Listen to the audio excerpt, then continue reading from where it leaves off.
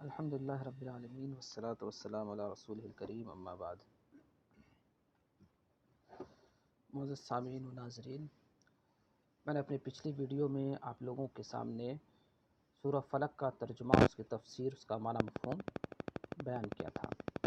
اب آج کی اس ویڈیو میں سورہ ناس کے بارے میں آپ کو بتاؤں گا، اس کا ترجمہ، اس کی تفسیر، اس کا معنی اور مفہوم۔ جیسا کہ میں اس سے پہلے آپ کو بتا چکا ہوں کہ یہ دونوں صورتیں اپنے اندر ایک بڑی اہمیت رکھتی ہیں۔ یہ وہ صورتیں ہیں کہ جب اللہ کے نبی صلی اللہ علیہ وسلم پر جادو کیا گیا تھا تو یہ دونوں صورتیں اللہ کے نبی پر نازل ہوئی تھیں، جادو کو ختم کرنے کے لیے اللہ کے نبی صلی اللہ علیہ وسلم پر سے۔ تو یہ دونوں صورتیں جادو سے بچانے والی ہیں، جادو کا توڑ کرنے والی ہیں، نظر بد سے بچانے والی ہیں، حسد کرنے والوں کے حسد سے انسان کو محفوظ رکھتی ہیں یہ دونوں صورتیں۔ تو پچھلی صورت کا یعنی سورہ فلق کا ترجمہ ہو چکا تھا، آج ہم اس کا ترجمہ کرتے ہیں۔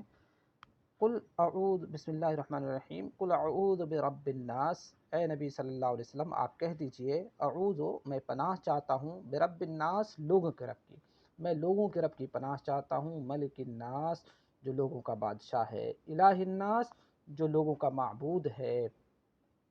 کن چیزوں سے میں اللہ کی پناہ چاہتا ہوں؟ تو من شر الوسواس الخناس، وسوسہ ڈالنے والے شیطان کو وسواس کہا جاتا ہے، جو انسان کے دلوں میں برے خیالات پیدا کرتا ہے، ایسے شیطان کو وسواس کہا جاتا ہے۔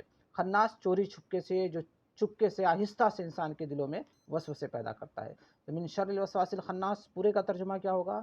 ایسے چوری چھپے دلوں کے اندر وسوسہ پیدا کرنے والے شیطان کے شر سے میں تیری پناہ چاہتا ہوں، یعنی اے اللہ، اے رب، میں تیری پناہ چاہتا ہوں ایسے شیطان سے جو چوری چھپے وسوسے دلوں میں پیدا کرتے ہیں، ایسے شیطانوں کے شر سے میں تیری پناہ چاہتا ہوں۔ الذی یوسوس فی صدور الناس، جو لوگوں کے سینوں کے اندر وسوسے پیدا کرتے ہیں، ایسے شیطانوں کے شر سے میں تیری پناہ چاہتا ہوں۔ من الجنۃ والناس، اب وہ شیطان چاہے جنوں میں سے ہو یا انسانوں میں سے ہو، میں اس سے تیری پناہ چاہتا ہوں۔ معلوم یہ ہوا کہ ایسے شیطان جو انسان کے دلوں میں برے خیالات لاتے ہیں، انسان کے دلوں میں برے خیالات پیدا کراتے ہیں، وہ انسانوں میں سے بھی ہو سکتے ہیں، جنوں میں سے بھی ہو سکتے ہیں۔ تو چاہے وہ انسانوں میں سے خناس ہو، چاہے وہ جنوں میں سے خناس ہو، ایسے لوگوں کے شر سے میں تیری پناہ چاہتا ہوں۔